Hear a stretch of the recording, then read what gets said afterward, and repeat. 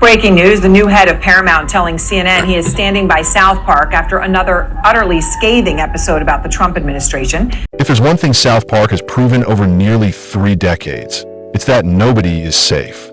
Presidents, celebrities, religious leaders, tech billionaires, all reduced to playground punchlines. And season 27 comes out swinging harder than ever. The target list this time? Donald Trump, Homeland Security Secretary Kristi Noem, and IC itself. The result is savage, hilarious, and honestly a little terrifying in how spot on it feels. From the jump, season 27 makes it clear, this isn't lighthearted ribbing. This is a full demolition derby aimed straight at Washington. Trump's second presidency, and the show is framed less like leadership and more like a circus act. Every scene drips with vanity, insecurity, and chaos. He's not shown as a commander-in-chief. He's a guy pacing around, obsessing over his image, nitpicking nonsense while the world burns. It's a roast that cuts deeper than any political scandal ever could, because the punchline lands on his ego, not his policies. And just when you think the writers might ease off, they double down. South Park takes Trump's obsession with dominance and masculinity, the thing he prides himself on, and flips it into pure humiliation. The satire is brutal because it hits where it hurts, pride. It's not just parody, it's psychological warfare disguised as fart jokes. But the show doesn't stop at Trump. Nope, the very next victim is Kristi Noem, dragged into the spotlight like a deer in headlights. South Park doesn't tiptoe around her past controversies. They launch straight into them like a cruise missile. Remember that infamous dog shooting story that she herself leaned into as part of her tough as nails image? Yeah, Parker and Stone cranked that to 11. In the cartoon, she's parading her cruelty like it's a campaign slogan. Puppies, cruelty, Botox, the whole 9 yards. It's grotesque, it's outrageous, and it's funny precisely because it feels so raw. The satire works on 2 levels. First, it's a dark gag about a politician who tried to spin brutality as strength. Second, it exposes the ridiculousness of how PR machines bury scandals, hoping the public forgets. South Park's answer to that is, nope, we're going to remind everyone forever. And they do it with the subtlety of a sledgehammer. Then the focus shifts to IC, and here's where it gets wild.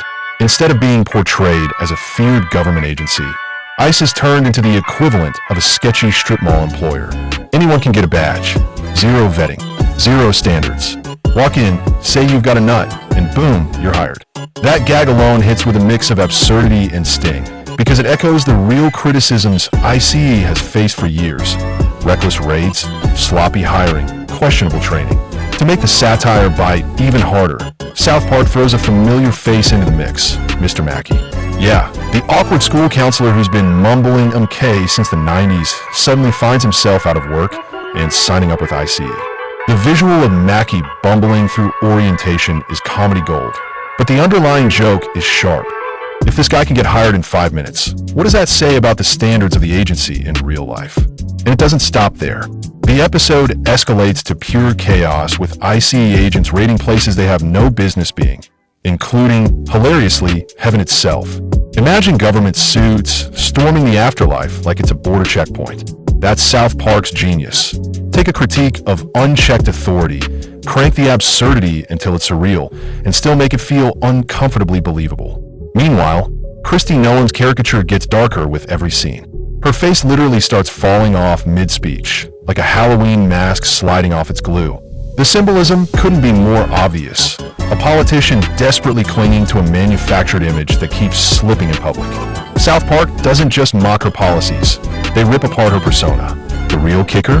The backlash didn't scare Parker and Stone one bit. When critics whined that the jokes about Noem went too far, the show's official social media accounts changed their profile, picked to her face. That's not just comedy, that's trolling as performance art.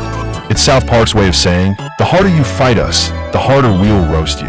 By this point, the episode has already lit half of Washington on fire, and yet the energy never slows. Every gag is sharper than the last, every humiliation more exaggerated. Trump's insecurity, Rouge cruelty, ICE's absurd incompetence. Each one is exposed, twisted, and inflated until it becomes impossible to ignore. What makes it hit so hard is the timing. South Park isn't coming after these figures years after the fact. They're dragging them while the wounds are still fresh. That immediacy is what turns satire into sensation. When Trump's camp fumes, when Noem lashes out, when agencies scramble to explain themselves, that's when South Park wins. By the end of this first chapter, the message is clear. Season 27 isn't just another round of shock humor. It's a scorched earth campaign. Politicians, bureaucrats, and power players are turned into clowns, memes, and grotesque caricatures.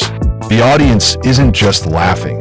They're watching reputations unravel in real time. And the wildest part? This is just a warm-up. Because while Trump, Noem, and IC are burning, South Park is already lining up its next targets. And JD Vance is waiting in the wings, about to get roasted like never before. If you thought Trump's meltdown, Noem's puppy shooting caricature, and ICE's clown show hiring spree were as far as South Park would go, buckle up. Because the back half of the season makes it clear that no one, and I mean no one, gets out alive. And standing right in the blast radius? Vice President JD Vance, America's most cartoon-ready yes man. South Park doesn't just mock him, they annihilate him. The writers shrink him down into this pint-sized political minion with a giant bobblehead, following Trump around like a nervous intern desperate to look useful. Every time Trump sneezes, Vance is there with a tissue. Every time Trump yells, Vance nods like a dashboard toy. The gag is simple but devastating. He's less a politician and more an accessory, like cufflinks that occasionally talk. And then comes the scene that made headlines. Vance, the Vice President of the United States in this timeline, offering to lube up Satan on Trump's behalf. It's grotesque, it's absurd, and it's humiliating in a way that makes you wince through the laughter. You can practically feel the secondhand embarrassment dripping off the screen. South Park turns him into the ultimate punchline. Not a leader, not a partner, but the errand boy in a surreal fever dream where the boss is literally in bed with the devil. That humiliation becomes a running theme. Trump mocks him to his face, calls him stupid, boots him out of rooms, and JD just smiles and takes it. The subtext is brutal. South Park's Vance is the embodiment of every spineless sidekick who sells his dignity for proximity to power. Watching him try to stand tall while the animators keep drawing him shorter and shorter is comedy and tragedy rolled into one. But it's not just politicians in the firing line. South Park swings straight at the tech billionaires too. In one of the most savage sequences of the season, titans like Tim Cook and Mark Zuckerberg are paraded in front of Trump like groveling contestants on a bad reality show. Each one tries to flatter him with absurd praise, tripping over themselves to reassure him he doesn't have a small problem in the masculinity department. It's savage satire because it nails the insecurity of Silicon Valley's power players. Men worth billions reduced to begging for approval like high school kids at the pool table. The joke cuts especially deep because it feels too real. These are the guys running the platforms we use every day, presented here as hollow, sycophants desperate to stay relevant. Money and power mean nothing in the South Park universe. If anything, they make you an even bigger target. And by the end of their humiliating cameo, you're laughing not just at the cartoon versions, but at how plausible it feels in real life. Then, just when you think the satire has peaked, Jesus Christ himself shows up. Not descending in glory, not delivering salvation, but dropped into a subplot because of a lawsuit. That's right, the Son of God reduced to a contract obligation, shuffled into a classroom like a court-mandated settlement. The absurdity is the point. Nothing is sacred, not even the sacred. In South Park's world, even faith itself gets turned into a legal checkbox, a reminder that institutions, divine or otherwise, aren't safe from the circus. And through it all, the chaos is fueled by something bigger than the jokes themselves, the money. South Park's $1.5 billion deal with Paramount looms over the season like a golden shield. 50 more episodes guaranteed. No advertisers to appease. No fear of lawsuits. The creators have free reign to torch whoever they want, knowing the studio has already locked them in. That deal isn't just a contract, it's jet fuel. And the writers waste no time pouring it over every target in sight. Think about it. Right after Paramount inked that billion-dollar check, South Park kicked off season 27 by nuking Trump, eviscerating Noem, mocking IC, humiliating Vance, dragging tech CEOs, and even tossing Jesus into the mess. That's not caution, that's open warfare. And the timing makes the satire hit even harder. The White House, predictably, was not amused. Reports of staff fuming, politicians firing back, and agencies scrambling only made the episodes land harder. Because that's the real genius of South Park. The angrier the target gets, the funnier it becomes in hindsight. It's a trap with no way out. If you respond, you look thin-skinned. If you stay silent, you look weak. Either way, the joke wins. By the time the credits roll, the scoreboard is ugly. Trump, reduced to a narcissistic clown pacing through portraits. Kristi Noem, painted as a Botox puppy killer with a melting face. ICE, a parody of incompetence that hires anyone with a pulse. Vance, the ultimate sidekick turned punchline, humiliated in ways his supporters can barely watch.